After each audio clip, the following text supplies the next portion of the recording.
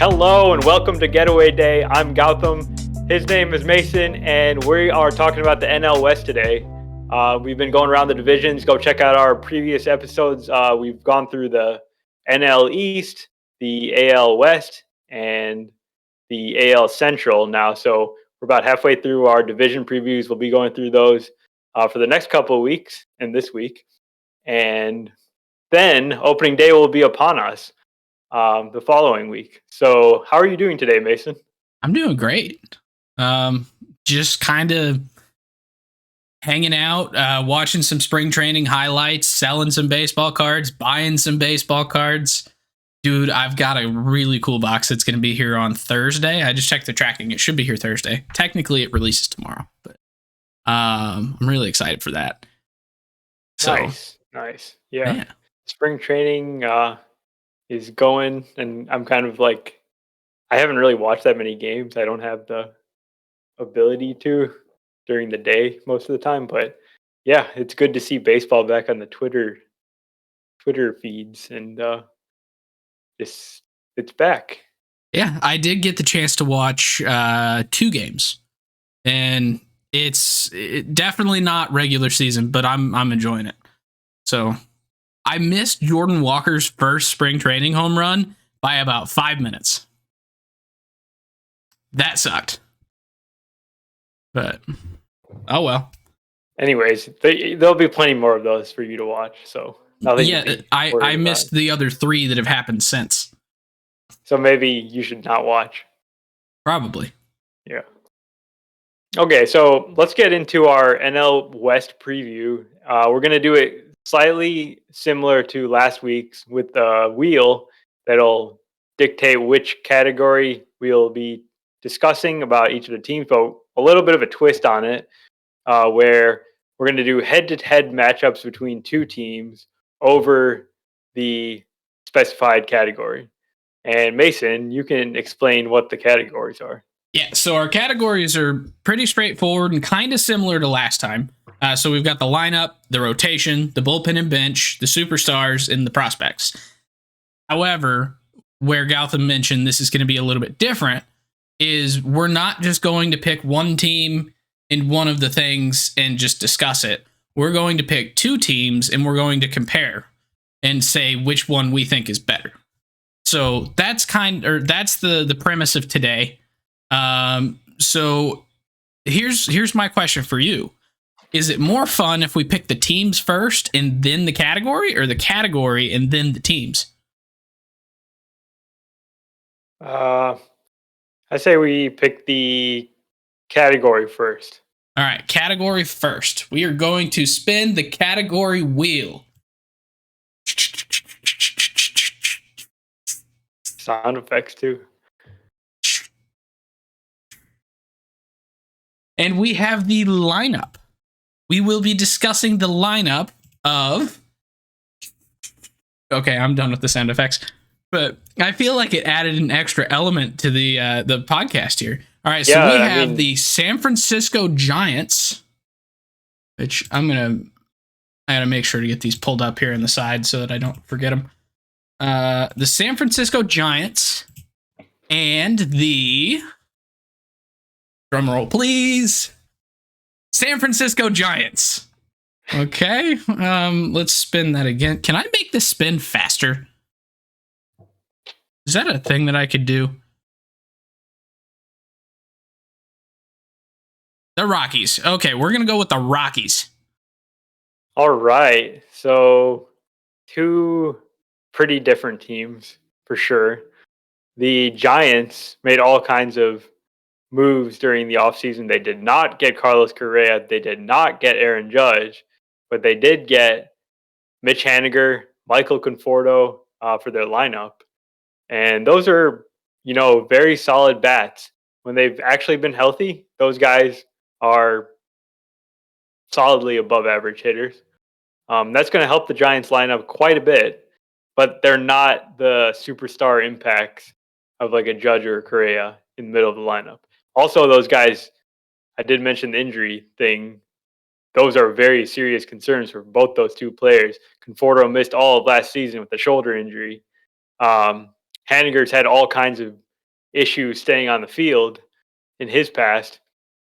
So the Giants are kind of doing what they've been doing for several years now in the Farhan era, and that's just going after these injured guys and not like worrying about the repercussions of that. And that's worked to some extent, but there's a lot of risk involved with this Giants lineup.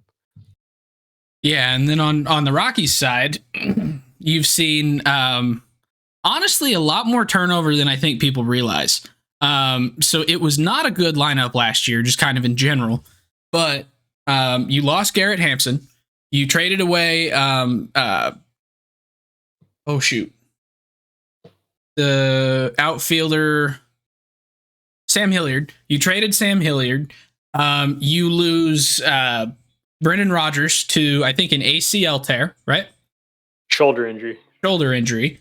And then what was the other position? I thought there was one other that they had lost somebody. Can't quite remember. But anyway, so the Rockies had a couple holes to fill just from losing who they had. And they really needed some upgrades at a whole bunch of these positions. But they went out and traded for Nolan Jones, third base prospect from the Cleveland Guardians. Elehuris Montero is potentially going to be stepping up and getting a full-time role this year. Ezequiel Tovar, the prospect, or their prospect, is coming up to man shortstop, basically, to start the year, most likely. And then Sean Bouchard, who admittedly I know nothing about. Yeah, that's kind of part of the problem. Sean Bouchard was actually pretty good last year. Not knocking him, but he's not exactly a household name. And the other guys you just mentioned, they're totally unproven for the most part. Tovar's never played at the majors. Jones has barely played. This lineup is very bad. Like, it is not good. The only players in the lineup that are probably safely above average hitters are Chris Bryant and CJ Cron. And Chris Bryant missed most of last season, right? He did. Yep. And who was the other one that you said? CJ Cron. Yeah, that's fair. I can't really poke a hole in that one. Yeah, exactly. But overall, you've got 37-year-old Chuck Nasty, who is not the same guy he used to be. I mean, he's still a solid average hitter. Like, but then, yeah, outside of that, like, Jonathan Daza and Elias Diaz are the other guys that you've got in that lineup. Like, not a good lineup. Yeah, the Brendan Rodgers injury actually hurts quite a bit for this lineup because you could pencil in and you knew he was going to be, pretty average or maybe a little bit above average. But now they have to fill in that second base role. Ryan McMahon's going to move over to second base. They're going to try to fill in third base with Jones or Montero. I just don't see how this team is going to score that many runs. In the past, we've seen Rockies teams that like dominate in their home games at Coors Field and then really struggle on the road. This team doesn't even have the ability to dominate at home. They're so bad. Yeah. So I think it's pretty safe to say, with how down we are about the Rockies, that the Giants are probably the better team here from a lineup standpoint. Is that fair? I think that's fair, yeah. We didn't really talk that much about the Giants other than their new additions, but they still got Jock Peterson. They had a breakout guy in Tyro Estrada, solid players in Lamont Wade, Mike Yastrzemski, like solid players. They just have a way higher floor than the Rockies. And if you get some contributions from the younger guys, like a David VR or a Joey Bart, then this lineup's looking quite a bit better, a lot deeper. And this is the lineup that itself looks. And I mean, you talked about some of the guys that were in and out of this lineup from last year, but even just the construction of it looks a lot different than the last couple of years of San Francisco lineups. The average age is actually somewhere around 30 now instead of being like 34. So still pretty old though. It's still pretty old, but we're trending in the right direction here. That's true. Yeah, and they do actually have some guys. We won't dwell on their prospects, but they actually have some upper level position player prospects that could make the team this year. Yeah, and so this is a lineup that I think what you said was exactly correct. Their floor is higher. Because of their youth, their ceiling, we're not 100% sure where it's at, but I think their ceiling now is higher than what it was the last couple of years. So that was the reason I brought that up. But all right, what do you say we move on to spin number 2? Let's do it. Don't make me talk about the Rockies again. We're gonna talk about the rotation. Okay. I'll have to lay into the Rockies if we get them again. Yeah, I mean, do we need to do an updated Mason Hates the Rockies podcast? Who hates the Rockies more, me or you? That's me. The real question. Definitely me. I feel like it's closer than you think. Yeah, probably, but I'm definitely very vocal about mine. So we're going to look at the Padres rotation. Okay. We're going to compare it to the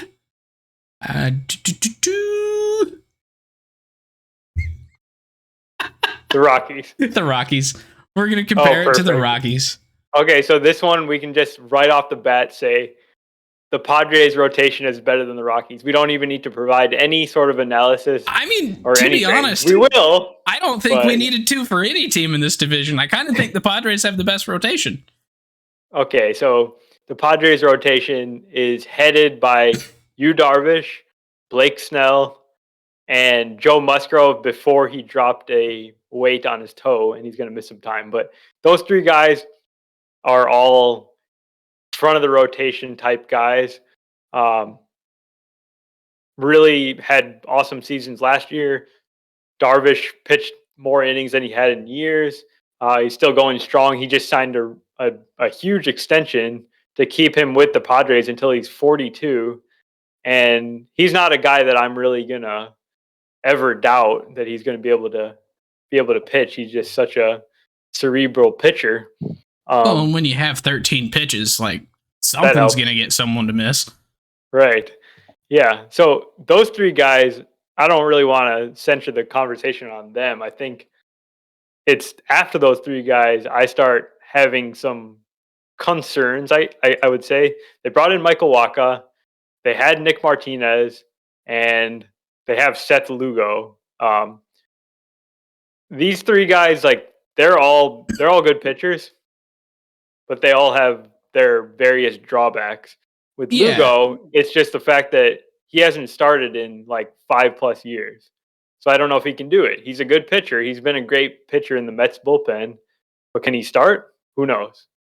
Well, Michael Wacha, he had kind of a resurgent season last year pitching in Fenway, which is not the easiest place to pitch. I mean, I think we were talking the other day, it's the second most hitter-friendly park in the majors? Yeah. Yeah, and he pitched 23 games, 127 innings, so not a full season, but to 3.32 ERA, put up 1.5 WAR. Like, this is a Michael Wacha that we haven't seen do that in a couple years since he was with St. Louis. So if Michael Wacha is kind of fought through his late 20s, but been here for a long time, struggles, and has found his new way of pitching, we could be seeing like a second half resurgence of his career, at which point he's not a bad number 4, number 5 for this rotation once Musgrove comes back. So. Yep. And then Nick Martinez, who kind of shuffled between the bullpen and the starting rotation last year, he was really dominant for a few years in Japan, came back last year, first year back in the majors, and had an up and down season. He's got a lot of talent, and he's been pitching well this spring. So, kind of keeping an eye on how he's going to do. But I guess they've got some other like depth guys too. So overall, this rotation is very strong because of the top 3 guys. And we don't really know how the bottom of the rotation is going to perform, but there's a chance they do pitch really well, and that'll make the Padres rotation very, very good. Yeah, and then on the other side, we have the Colorado Rockies. And this is a rotation that is being led by German Marquez, who has basically one more guaranteed year left with the Rockies, and then actually an option, I believe, for 2024 that is a club option. So really, if the Rockies are smart and they want to win a game or two, they should probably pick up his $16 million option, because he is pretty much the only legit starter that they have in the club. And he was not good last year at all. No, not really. So he needs to use this as a prove it year, basically. But if he does and he proves it, then he's tied with them for another year. So you almost kind of want to just be mid and hope that they don't pick up your option. But behind him, it looks so much more bleak. Like, you got Kyle Freeland, who hasn't been good since 2018. I would say he was their best starter last year. He was really sort of average, yeah. Okay. All right, sure. Jose Urena, the centerpiece of the Nolan Arenado trade. Sorry, the centerpiece of the Austin Gomber trade. There we go. Austin Gomber.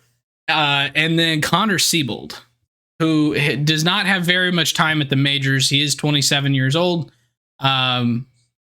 He was just acquired from Boston, actually, back in January. So that's what the rotation is looking like over here in Coors Field, where pitching does not fare well. So no.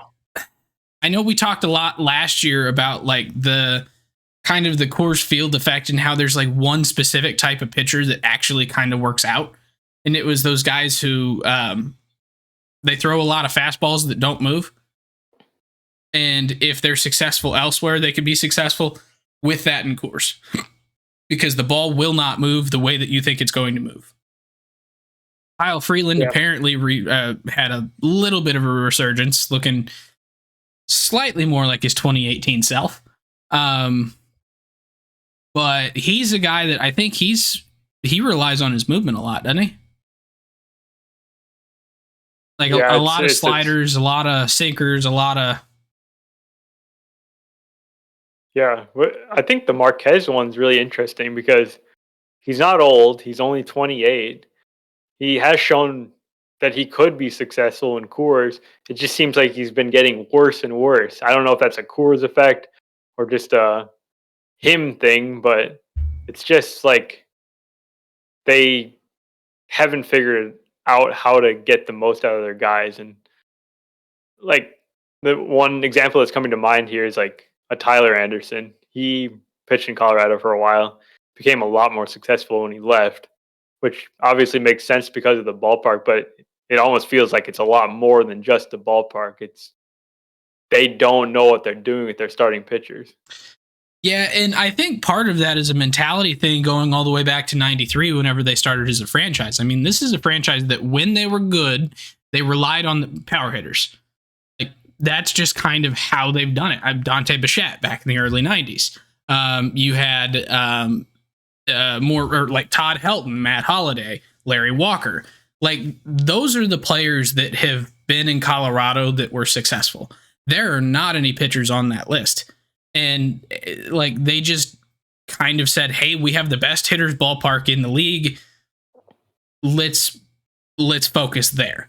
And then they never actually went out and got anybody who knows how to teach these pitchers how to pitch in the environment that they're in. Like, yeah, things maybe improved a little bit once they started using the humidor. But now everyone's got the humidor, and they haven't caught up to the league still. So they need to go and put an extra focus on pitching. And then I think they could probably get it figured out to a point where they don't have like these inflated team ERAs of like 5.5, 6, or whatever it is that they usually have. So I don't know. It all starts with the owner. Yes, I am bringing Dick Monfort into this.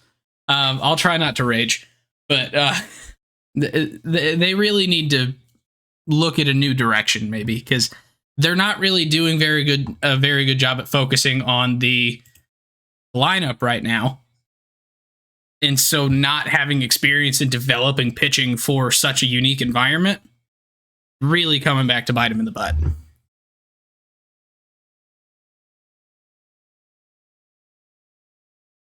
All right, so better rotation. The The Rockies. Oh, the Padres. I stand corrected. All right, let's move on to topic numero tres. Tres Barrera.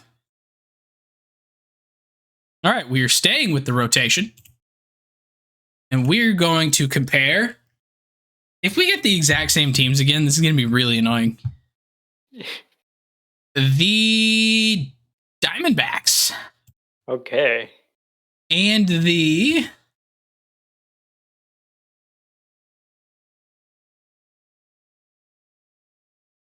So we got the Padres again. Should I go ahead and just re-roll? Yeah, I'd say so. Okay. This is the bad part of there only being 5 teams. Ooh, here we go. The Dodgers. The Doyers. All right.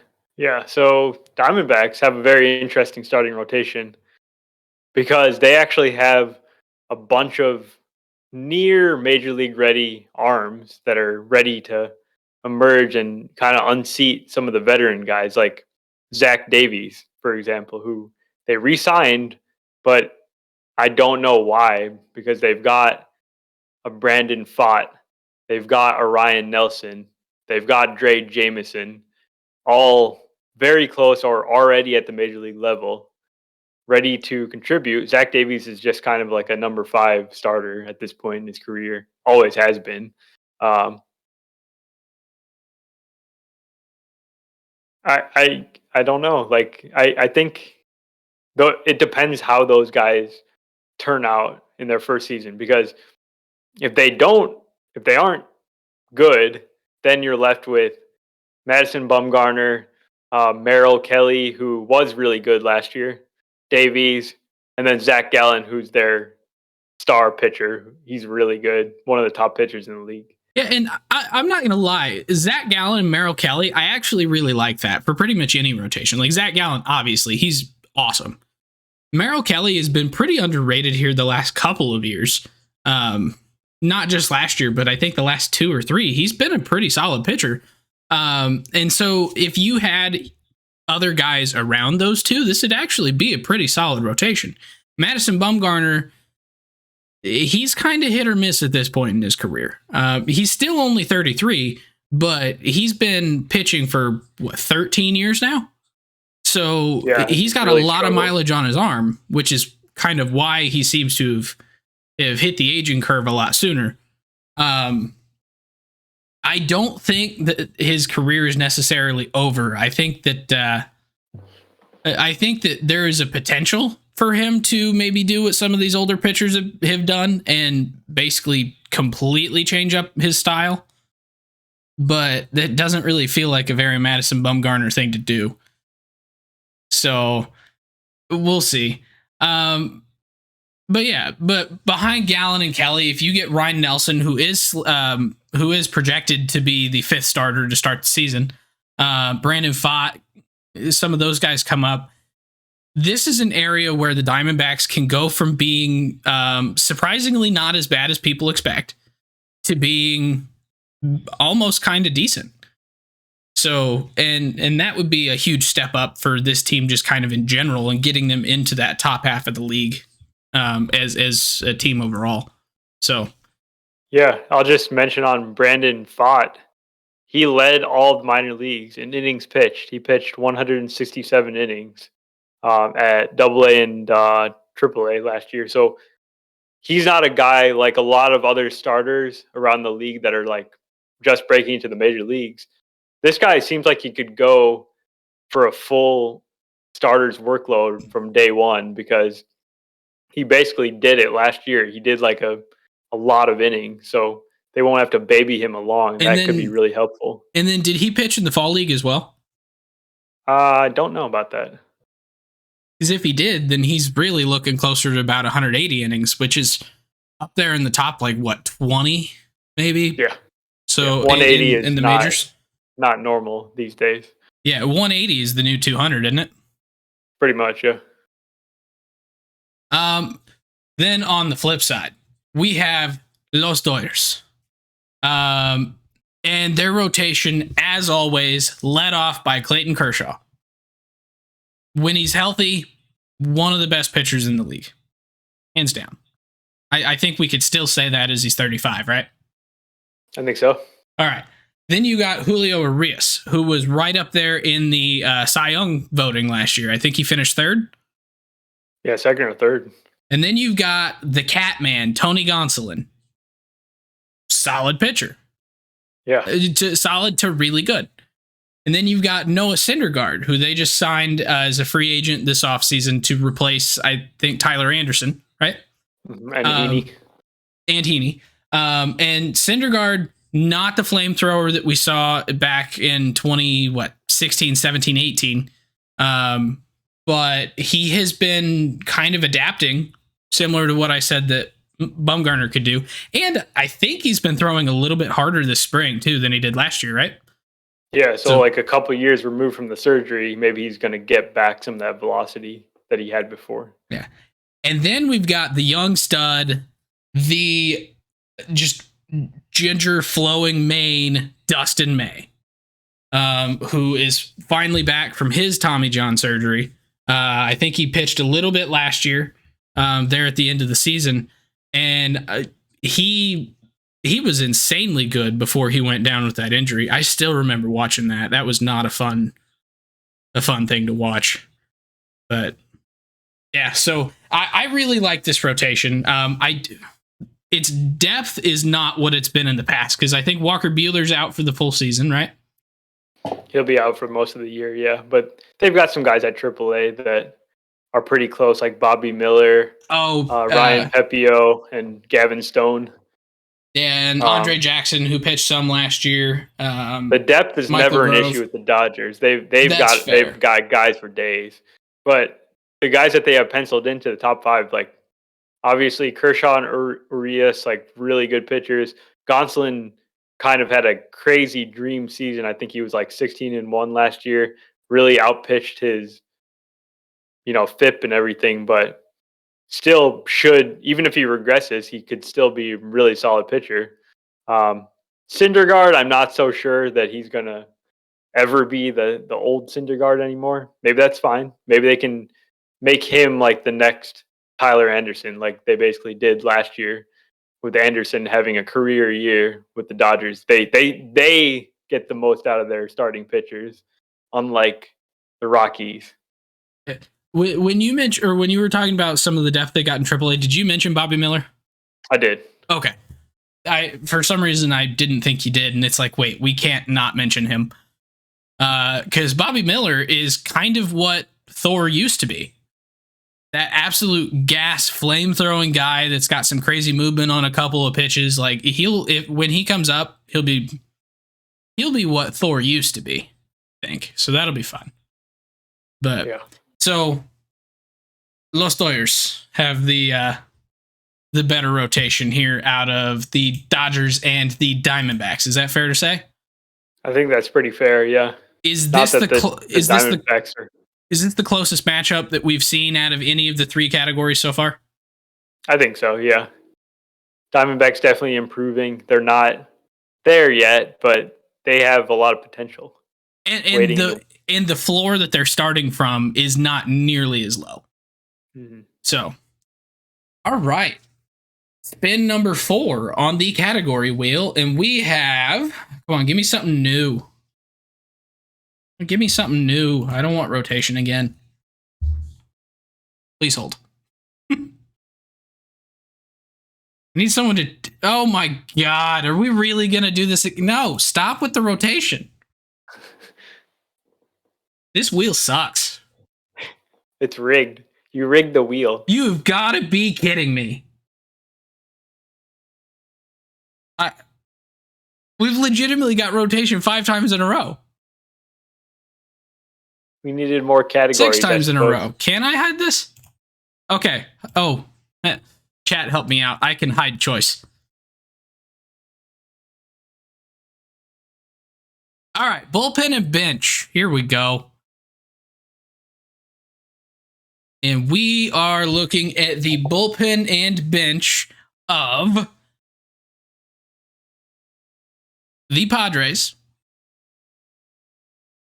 and the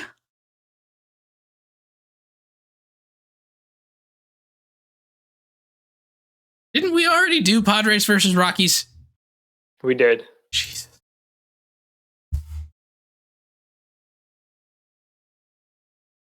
Okay, we need to come up with something different than a wheel. Okay, Padres versus Diamondbacks. Okay. So the Padres, they did make quite a few moves to their lineup as a whole and had some effects on the bench too. So I'm curious to see what they do with Nelson Cruz. If is Nelson Cruz still an everyday DH at this point in his career, or is he going to be more like part time? And then My best guess would be part time. Yeah, and then same kind of thing with Matt Carpenter. Is he really an outfielder, or is he just more of a DH part time guy? Yeah, that one. That's what I thought. So those guys, I'm sure, will be rotating between the DH spot, maybe a little bit of playing the field. The bench consists of Luis Campusano, who's a young catcher, Rougned Odor, and then two speedy outfielders, Jose Azocar, Adam Engel. The thing with this Padres team is they've got a lot of guys that are going to play pretty much every day in Xander Bogaerts, Juan Soto, Manny Machado, Jake Cronenworth, Hassan Kim, Trent Grisham. Like, they have a lot of true regular players.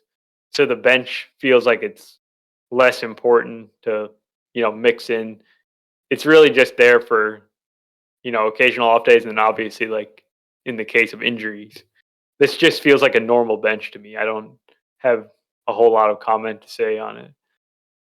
Yeah, I think once Tatis is back from his suspension, I think this bench has a completely different look to it. Because then you will see Matt Carpenter primarily as a DH or out of a bench role. Because you'll have like Juan Soto is an everyday guy from his bat. Like if you can keep him in left field, okay, not ideal, but okay, we're gonna do it. Between Trent Grisham and Tatis, they'll figure out one of them's going to be in right, the other one's going to be in center. I really think you could go either way with it if Tatis is actually working at playing center. Best guess, you keep Grisham there, but who knows? But I think this bullpen is maybe where we should focus more of our time, because like this is a bullpen that last year went out and traded for Josh Hader. They actually traded away Taylor Rogers. Yep. Which one? Wait. Taylor Rogers. Taylor Rogers. Okay. Taylor and Tyler confused the heck out of me. So yeah. So good thing I'm on the same team now. Yeah. So they traded Taylor Rogers for Josh Hader. They already had Robert Suarez. Luis Garcia was pitching really well for them. Drew Pomeranz out of the bullpen was pitching pretty well. And they've kept all those guys on the team. Really, the only guy that is new to this bullpen from last year is Jose Lopez, who was a Rule 5 pick from Tampa. Honestly, I think this is a really, really good bullpen. It proved it last year. I don't really expect it to fall off this year. So yeah, this bullpen's amazing, and they've got like all these different looks too. Like obviously Hader from the left side, Suarez is like a really hard thrower from the right side. They've got like the funky delivery of Tim Hill in there. Another lefty and Pomeranz coming back from the injury. And yeah, I love this bullpen. I think it's one of the probably top 5 in the league. Yeah. Now the Diamondback side. This bullpen is really, really bad. Like conversely to the Padres, I think this is a bottom 5 bullpen in the league. When they brought in Andrew Chafin. He's a very good reliever, but besides him, it's just a bunch of random scrubs. You don't think Joe Mantiply can be an all-star again? No, I really don't. As sad as it to say, Kevin Ginkel isn't good. Mark Melanson isn't good. Oh God, Mark Melanson absolutely blew that game that we went to last year too, didn't he? He blew many games. Well, yeah, but specifically the one that we were at, he was awful, and that was like the story of his season. It really was, yeah. One kind of interesting name in there is Scott McGough. He's a guy that pitched in Japan. They brought him in. He was like a dominant closer in Japan, sort of like Robert Suarez was a couple years ago before he came to the Padres. So I don't know, maybe they're checking the right places to improve this bullpen a little bit. I think Chafin helps quite a bit. Now, their bench, I actually kind of like the bench for the Diamondbacks here. So Gabby Moreno is going to be, I don't know between him and Carson Kelly who's going to get more starts, who's going to be on the bench. But one of those two will be on the bench. Gabby Moreno, really high ceiling prospect, pretty good with the bat, pretty good catcher. You've got Geraldo Perdomo, who has been kind of one of their utility guys the last couple of years. Kyle Lewis, who they just got from the Mariners in a trade for Cooper Hummel and somebody else, who was a rookie of the year in 2020. Hasn't really lived up to that again, but still a solid player. And then Evan Longoria is now on the bench for the Diamondbacks. So really, as much as you could judge a bench, I kind of like it. Yeah, especially I'm thinking specifically of like the outfield because they brought in Lourdes Gurriel. They have obviously got their top prospect Corbin Carroll in there. Jake McCarthy was awesome last year. So they've got a good outfield, and they have like a guy in Lewis who was really good in the past. I'm not really counting on him, but he's a good guy to have on the bench to see kind of what do you have here? Can Kyle Lewis be the guy that he was in 2020? Well, and their bench is kind of built for a whole lot of different stuff too. Like you've got Longo, who does still have some power there. Not what he used to be, obviously, because he is 37 now. So kind of hitting the aging curve there. You've got some young power potentially in Gabby Moreno. You've got some speed there in Kyle Lewis and Geraldo Perdomo. Like they've built this bench to be able to really handle any situation that they could have. Like you've got some contact, you've got some speed, you've got some power. Like as best as I could judge it before the season, it looks like a really well constructed bench. Yeah, it definitely makes sense because every bench needs a backup catcher, a backup shortstop, and a backup center fielder. I guess I don't really see the center fielder in this group, but I mean, Kyle Lewis was a center fielder, so I don't know if he is one anymore. I was going to say they've also got a couple already on their roster in Corbin Carroll and Alec Thomas, so I think they'll be okay. Yeah, but all right, so let's go and how do I unhide? There we go, unhide rotation. Let's go ahead and spin that wheel again and see what we could do. I have taken some suggestions from the chat on... Okay, we're going to talk about the lineup. I've taken suggestions from chat on how to fix the team wheel. So we have just added all the teams a second time to add more little chunks. So the lineup of the Dodgers and the Giants. The Dodgers and the Giants. That's a good matchup if I've heard one. We already did talk about the Giants lineup, but true. You want to talk about them again? How about we just skip the wheel and just bring another team that we want to talk about against the Giants? Against the Dodgers. All right, so let's put I want to put the Dodgers and the Padres side by side. Yeah, there we go. That's what we really want to talk about here. So this Dodgers lineup completely different than what we've seen in the past. Obviously, they're returning some of their star players like Mookie Betts, Freddie Freeman, Will Smith, Max Muncy. Those guys, we know them, we love them. They're awesome. It's the second half of the lineup where you're wondering, like, Where's Trey Turner? Where's Justin Turner? Where's Cody Bellinger? None of those guys are here anymore. And they're being replaced by guys like JD Martinez, David Peralta, young guy Miguel Vargas, who might be their starting second baseman this season. And then Trace Thompson and Miguel Rojas, who are like 30-plus-year-olds who have had, okay careers. They haven't really been star players, and now they're starting for the Los Angeles Dodgers. That's very different. Yeah, and Miguel Rojas was not supposed to be the starting shortstop for the Dodgers this year. It was supposed to be going to Gavin Lux, who unfortunately here a couple days ago had a pretty bad incident there on third base in a spring training game and tore his ACL, and he will be missing the entire season. So that kind of changed the complexion of this lineup a lot, because when you have 5 really good hitters and then 4 that are kind of weaker, you don't look at it the same as having 4 really good hitters and 5 that are weaker. Like whenever the lineup is overwhelmingly good, you're like, yeah, I really like this lineup. Now you're starting to look at this and go, have the Dodgers come back to earth for the first time in how many consecutive division championships do they have? Well, I guess they don't, not consecutive, because they lost to the Giants in 21. So I guess technically 1. But they had won the division for what, like 10 years in a row, and then got second to the Giants and then won it again? Yeah, they've made the playoffs like 9 or 10 years in a row now. Yeah, and this is the first time that I kind of look at their lineup and go, I mean, it's good. Don't get me wrong. It's still really good, but it doesn't really look like the best lineup in the league.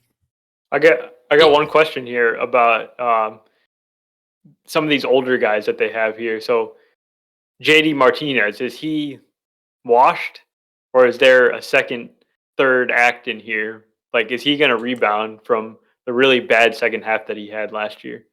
I mean, he could, but going to Dodger Stadium from Fenway is really not the way to do that. Like, Dodger Stadium's not exactly a hitter's park. And this is a guy that he's 35, so not like incredibly old. And we've seen Nelson Cruz be a really big power hitter into his 40s.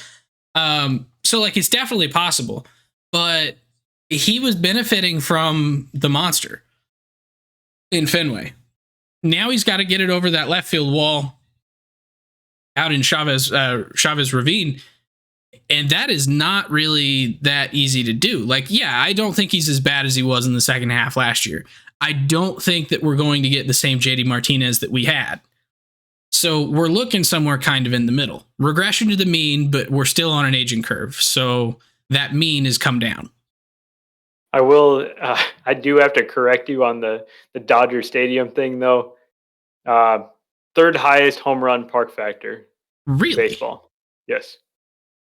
Well, maybe he'll be fine. Yeah, I mean, the other part of it is kind of the pitching that he's facing, too, because the pitching in the American League East last year was actually pretty solid. He's going to get to see some clubs out here in Chavez Ravine that are not quite as good. I mean, we've already talked about the Rockies. We've kind of mentioned the second half of the Diamondbacks rotation really depends on some prospects and how they fare in their first season.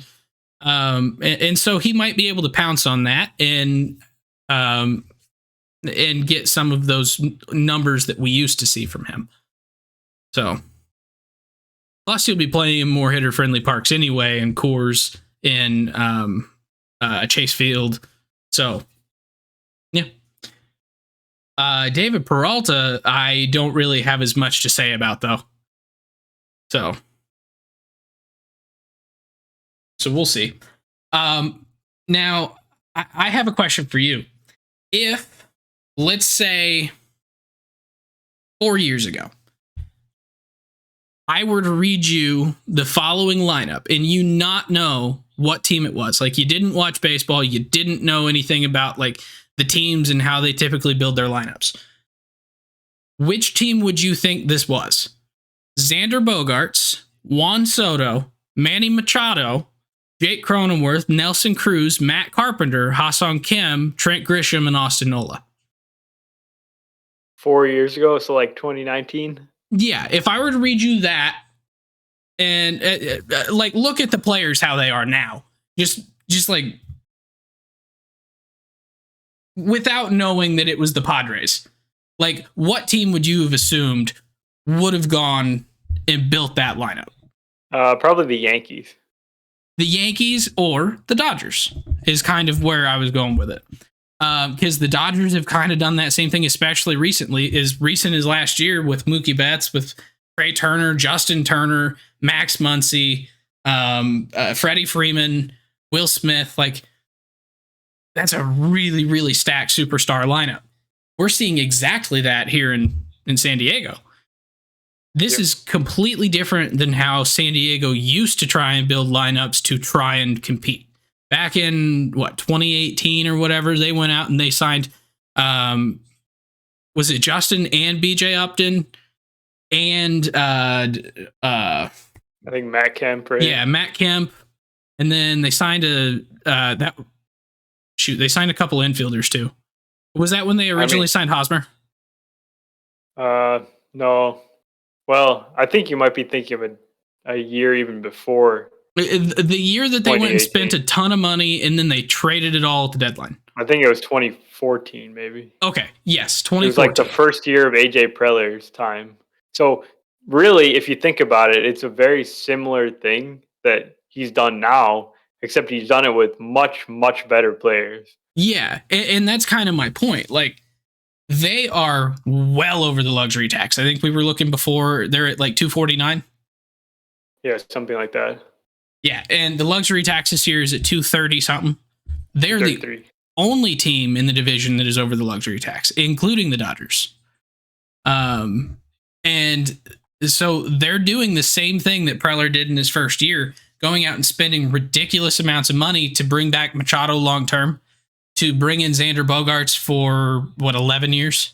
11 years. Juan Soto doesn't have a full contract yet, but we'll see. He might soon. There's like another 11 years of Tatis. Like, but these are all players that every team wants to have. So it kind of looks to me that they're trying to do what the Dodgers did, and they're doing it well for the first time in their history. Yeah, I mean, you can't argue with the superstar talent on this team. When you add Tatis back in the lineup and your top four is Tatis, Bogaerts, Soto, and Machado, like, there's not one team that can compete with that, right? No, not at all. And then I guess the point that I made with the Dodgers is after the top four, then you're like, whatever. Well, you can't really do that with this Padres team because, Matt Carpenter and Nelson Cruz should probably be sharing a position, or only one of them on the roster at all, really being the full-time DH. But Ha-Seong Kim and Trent Grisham, they're solid hitters in their own right. Like, they kind of remind me of like who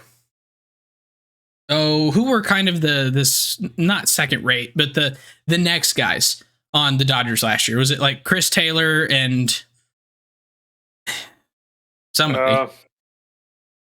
Probably Gavin Lux last year, but I mean, maybe like a Lux or like a Bellinger. Lux and Bellinger, maybe. Like, these two kind of remind me of those guys.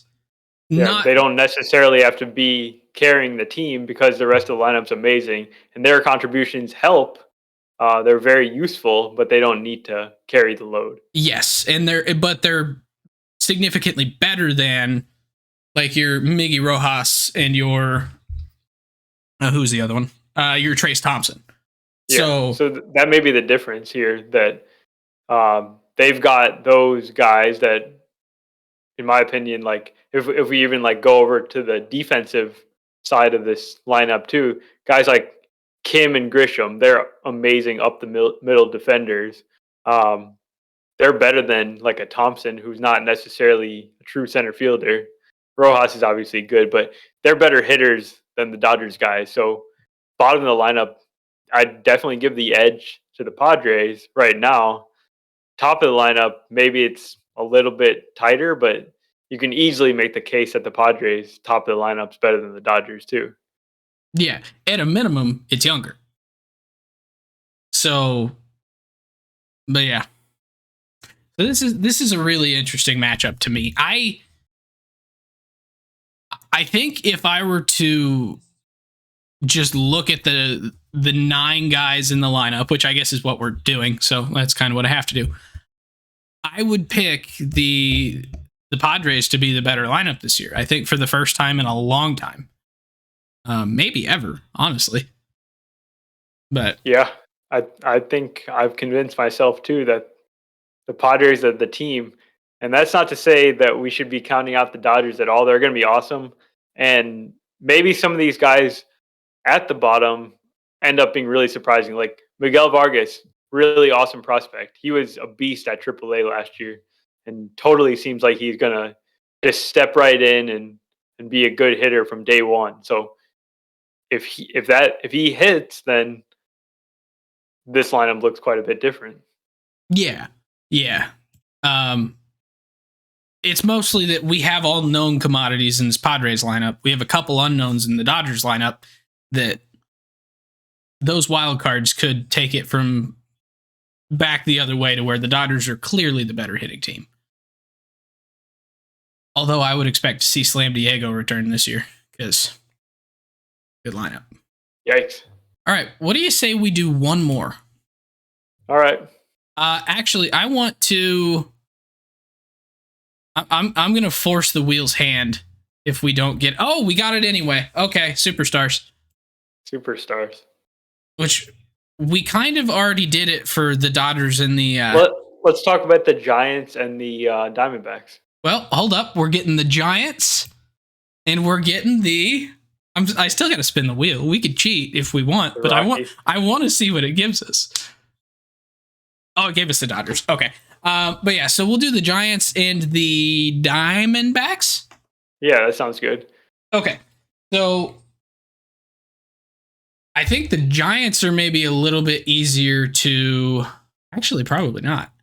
They're easy to talk about from the superstars perspective because they clearly do not have a superstar. And that's a major issue with this team. They were not able to check off their number one goal for this offseason, which was to acquire a superstar. And, overall, this team's not awful. And I kind of like the supplementary moves that they made, bringing in like a Haniger and Conforto and starting pitchers like Stripling and Sean Manaea. Like those are all fine moves in a vacuum. But at the end of the day, they did not get the job done. Bring in a Correa or a Judge, which is absolutely what they needed. And is there a guy on this entire roster that you're confident is going to have a 5-win season, 5-WAR season? 5-WAR, no. And that's my point. What I will say is when I look at this team, the 2 guys that I think have the most obvious quote unquote superstar potential for this team are actually on the pitching side, and only one of them is a starter. So inherently, you're not getting 5 wins as a reliever, and that's Camilo Doval. I think there is a chance that Camilo Doval can be one of the most dominant relievers in baseball this year. He's got the stuff. He's got the velo. He's got the mentality. Like everything about Doval says that he can be one of the best. The other guy is a guy that we have seen go out and have essentially a Cy Young season in his past, and he's only 26 years old, and that's Logan Webb. Like these are the 2 guys that I think can take that next step. Do they have other guys who could maybe be really good? Yeah, I mean, Mitch Haniger has been a really solid player in the past. He's never going to be a superstar, though. Jock Peterson, he, a long time ago, was maybe on the path, but then couldn't hit against righties. So, I mean, that kind of... Yeah. Couldn't hit against lefties. Couldn't hit against lefties. That's what I meant to say. So like that kind of hindered his ability to become a superstar.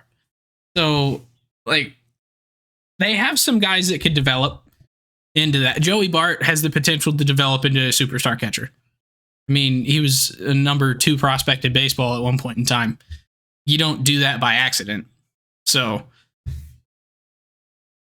Who do you think the potential guys are for this team? On the current roster, I don't see one superstar on the lineup. Like, I think Logan Webb's an awesome pitcher, but I still don't put him in the superstar tier. Like, he's very, very good. Yeah, and I don't put him there either. I'm just saying he's like the closest to it that they have. Yeah.